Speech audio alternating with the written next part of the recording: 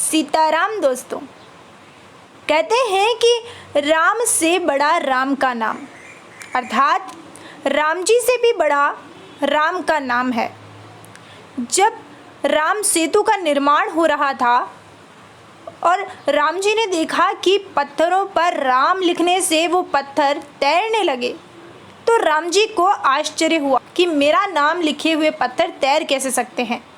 राम जी ने एक पत्थर उस समुद्र में फेंका और देखा कि वो पत्थर डूब गया।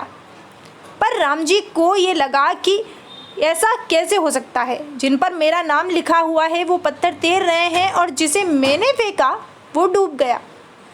अब ये सब पास में खड़े हनुमान जी देख रहे थे। राम जी को लगा कि ये बात किसी को नहीं पता। तब हनुमान जी ने आकर राम जी से कहा कि क्या हुआ प्रभु। तब राम जी ने हनुमान जी को सारी बात बताई और कहा कि तुम ये बात किसी से कहना नहीं, पर मैं समझ नहीं पा रहा हूँ कि मेरा नाम जिन पत्थरों पर लिखा था वो पत्थर तैर गए और जिन पत्थरों को मैंने फेंका वो डूब गए। ऐसा हो कैसे सकता है।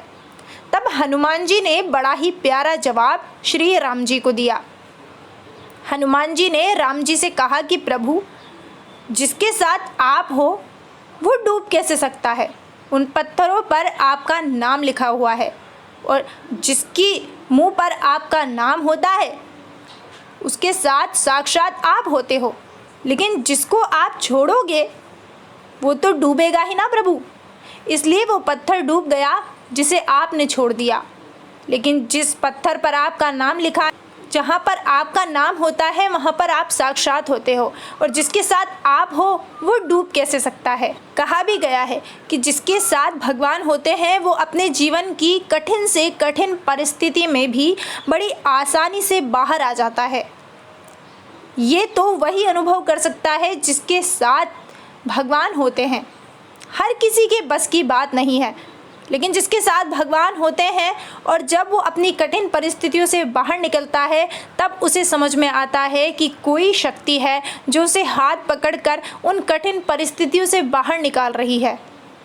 और तब उसे ये समझ में आता है कि उसके इष्ट जिन्हें वो पुकारता है अपने कठिन समय में, वो उसे उस कठिन समय में आकर उन परिस्थितियों से बाहर निकालते हैं।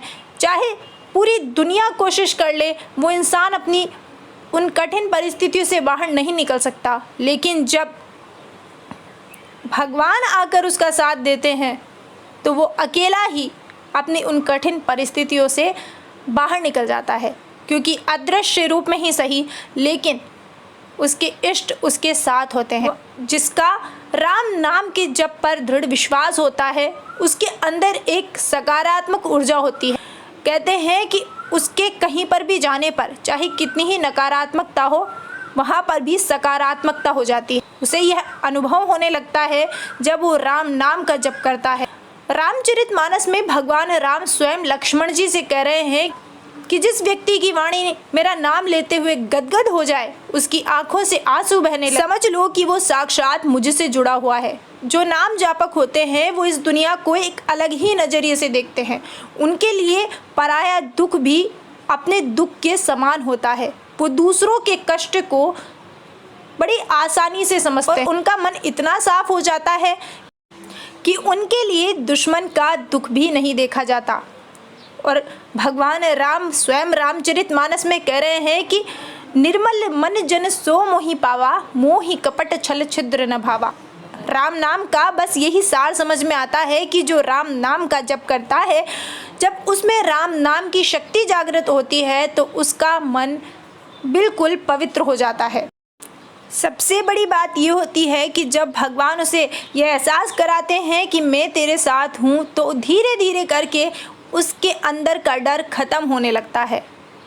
तो दोस्तों, आपको हमारी वीडियो कैसी लगी प्लीज़ कमेंट करके हमें ज़रूर बताएं। और अगर आपको हमारी वीडियो पसंद आई हो तो प्लीज़ वीडियो को लाइक कीजिए, चैनल को सब्सक्राइब कीजिए और बेल आइकन पर क्लिक कर दीजिए ताकि हमारी आने वाली हर वीडियो का नोटिफिकेशन आपको मिलता रहे।